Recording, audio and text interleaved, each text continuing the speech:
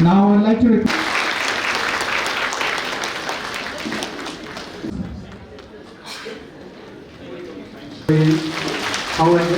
आरो जोङो खुब खाफाल गोनां so please sir. आरो बेजों लोगोसेनो बुकेखौबो गथायना होनो थाखाय आङो साख्रबरि खावलायो रिसेप्शन कमिटिनि चेयरमैन अथवा प्रेसिडेंट भारत देश का सौभाग्य है जब जब समाज को दिशा देने के लिए भगवान को अपने अवतार भेजने पड़ते हैं। ऐसा ही समय आज से 178 साल पहले भी हुआ। हजारों साल की गुलामी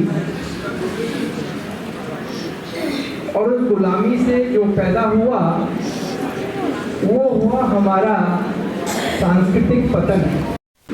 वो हमारी जो संस्था है गांधी जी की दिल्ली में गांधी हिंदुस्तानी साहित्य सभा, उसका आपसू और बोडो साहित्य सभा के साथ वो पहला प्रोग्राम था।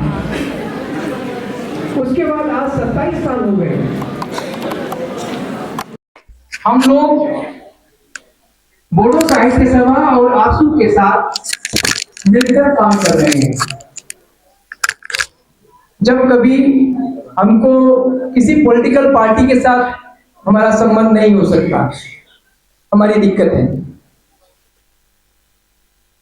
मगर हमने मैंने व्यक्तिगत रूप से अपने आप को आसू का कार्यकर्ता माना है। इसलिए कि गुरुदेव कालीचरण ब्रह्म ने जब बोडो जाति का पुनर्जागरण किया, रेनेसा किया, उस समय उन्होंने 3 बड़ी संस्थाएं, 3 बड़े आंदोलन शुरू किए।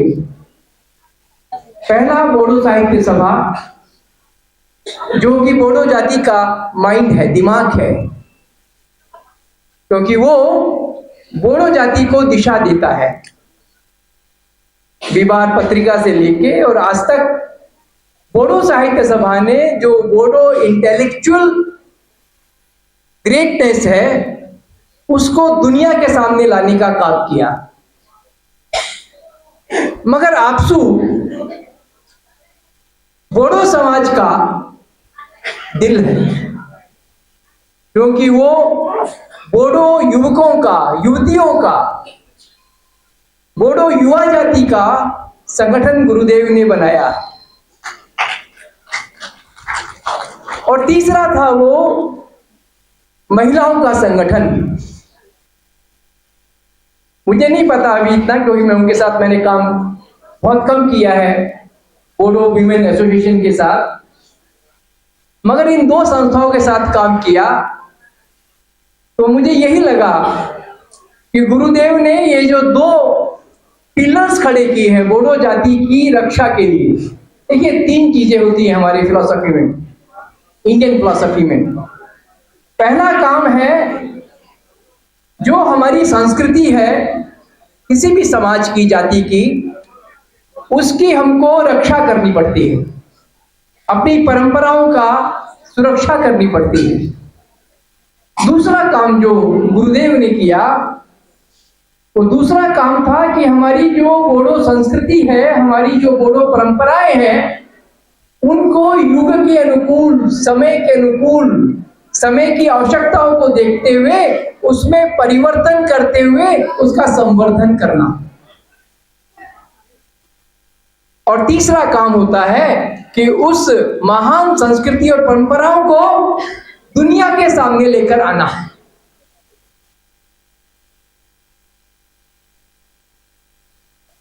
मेरा सौभाग्य है कि आज से करीब 25 साल पहले यूजी दा मुझे गुरुदेव कालीचरण के आश्रम में लेकर गए थे, जहां बहुत बड़ा यज्ञ हुआ था उस समय, और मुझे ज्यादा समय बोडोलैंड में नहीं हुआ था।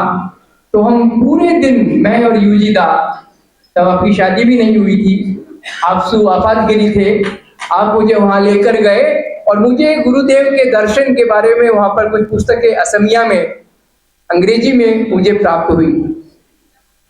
उसके बाद से धीरे धीरे आज मैं ये कह सकता हूं कि बोडो जाति को, इन दो महापुरुषों को अपना आदर्श जिंदा रखना पड़ेगा। पहला गुरुदेव कालीचरण ब्रह्म का और दूसरा बोधपा उपेंद्रनाथ ब्रह्म का। अगर ये दो अवतारी पुरुष नहीं होते, ये दो महापुरुष नहीं होते, तो आज जो बोडो जाति पूरे देश में, दुनिया में अपनी संस्कृति, अपनी भाषा, अपनी परंपराओं के लिए दुनिया जिसको सम्मान देती है, वो सम्मान नहीं मिलता। गुरुदेव के वचनों को पढ़ने के बाद एक ही चीज मालूम पड़ती है कि गुरुदेव को सिर्फ एक ही दर्द था, एक ही तड़फन थी कि किस तरह से असमिया समाज में बोडो जाति को सम्मान प्राप्त हो। ये एक बहुत बड़ा इशू। बोडो अस्मिता, बोडो एग्जिस्टेंस के साथ साथ बोडो जाति को असमिया मुख्य धारा में सम्मान प्राप्त हो, वही जो असमिया ब्राह्मण को प्राप्त होती है, वही लिए ब्रह्म समाज को, ब्रह्म धर्म को लेकर आए और उन्होंने सारे बोडो जाति के लोगों को ब्राह्मण बना दिया। क्योंकि हमारी वैदिक संस्कृति में कोई ब्राह्मण जन्म से नहीं होता, कोई बड़ा श्रेष्ठ व्यक्ति जन्म से नहीं होता, वो कर्मों से होता है। और गुरुदेव कालीचरण ब्रह्म ने आप सब लोगों को उस ब्रह्म दर्शन का, देखिए हजारों साल की गुलामी के बाद जब रेनेसां हिंदुस्तान में शुरू हुआ, बंगाल में शुरू हुआ, तो राजा राम मोहन राय ने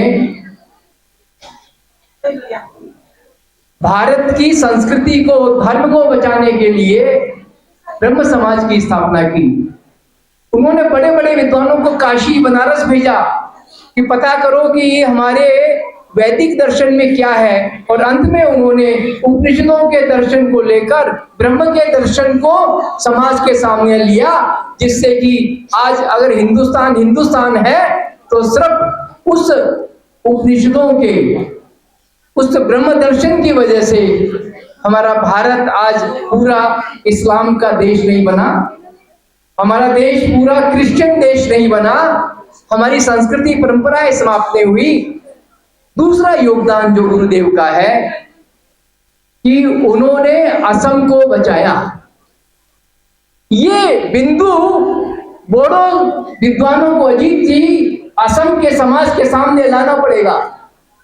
ये गोलपाड़ा, ये ईस्ट बंगाल में जा रहा था, ये पूरा असम बंगाल में जा रहा था। असम का समाज लोकप्रिय गोपीनाथ बरदोलई को तो याद करता है कि उन्होंने 47 में कैसे असम को बचाया, मगर साइमन कमीशन के समय किस तरह से गुरुदेव ने इस असम को भारत में रहने के लिए, असम की स्थिति पक्का करने के लिए जो उन्होंने दृष्टि दी, उसको असमिया समाज आज नहीं जानता है। वो हमको बताना पड़ेगा।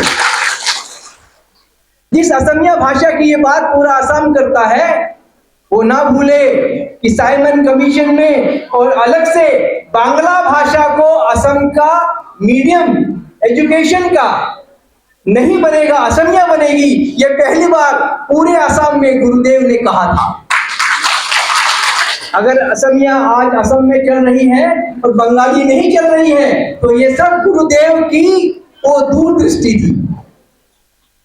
तो इस असमिया समाज को बनाने में, बोडो समाज में गुरुदेव के मार्गदर्शन में जो काम किया, वो आपको और हमको इस असम के समाज को बताना पड़ेगा। ये काम अजीत बोरो जी आपका है, आपके ट्रस्ट का है, क्योंकि ट्रस्ट इसीलिए बना है कि गुरुदेव का जो योगदान है उसको हम असम, भारत, दुनिया के सामने प्रस्तुत करें।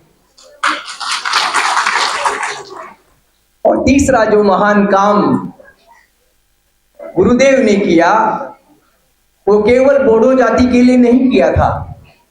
उन्होंने पूरे पूर्वोत्तर, नॉर्थ ईस्ट के सभी आदिवासी समाजों को वो सम्मान देने के लिए, उनके अधिकारों के लिए अगर वो ना होते तो ये जो प्लेन ड्राइव एसोसिएशन बना हुआ है, यूनियन बना हुआ है, वो नहीं बनता। और आपको जो एजुकेशन मिली, जो रिजर्वेशन मिला, ये गुरुदेव के साइमन कमीशन को दिए हुए रिप्रेजेंटेशन से पैदा हुआ था, ये मत भूलिए। इसलिए बोडो जाति का एक बड़े भाई के रूप में जो पूरे आसाम के आदिवासी समाज को योगदान है, उसको भी आपको लोगों को बताना पड़ेगा। क्योंकि देखिए, हमारे बहुत से बोडो मित्र हैं, बड़े बड़े इंटेलेक्चुअल हैं, स्कॉलर्स हैं, मगर एक ही समस्या है कि हम अपनी महानता को बताने के लिए कोशिश नहीं करते। हम अभी अजीत दा से यही बात कर रहे थे आज सवेरे कि ट्रस्ट के साथ मिलकर हम गुवाहाटी में असमिया समाज को गुरुदेव का क्या योगदान है, इसको लेकर एक बड़ा सम्मेलन हमको गुवाहाटी में करना चाहिए। उन सारे बिंदुओं को निकालना है, असमिया समाज को बनाने में, असमिया राज्य को बनाने में जो गुरुदेव ने योगदान दिया है, उसको बताने के लिए हमको गुवाहाटी में इंटेलेक्चुअल्स जो बोडो है या और लोग हैं, उन लोगों को लेकर एक बड़ा सम्मेलन करना पड़ेगा।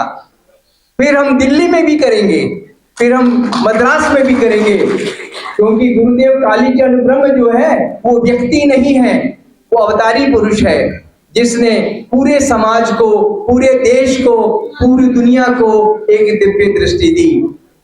हम तो आपसे यही आशीर्वाद मांगते हैं कि हम इस तरह के जो महापुरुष देश में हुए हैं उनके रास्ते में चलें। क्योंकि कारण क्या है, आज हमारी पूरी युवा पीढ़ी, मैं तो एज ए प्रोफेसर कहता हूँ, 40 साल मैंने दिल्ली यूनिवर्सिटी में पढ़ाया है, आज की जो युवा जनरेशन, चाहे वो दिल्ली की हो चाहे बोडोलैंड की हो, ये युवा जनरेशन बस दो चीज के पीछे पागल है, पावर और मनी।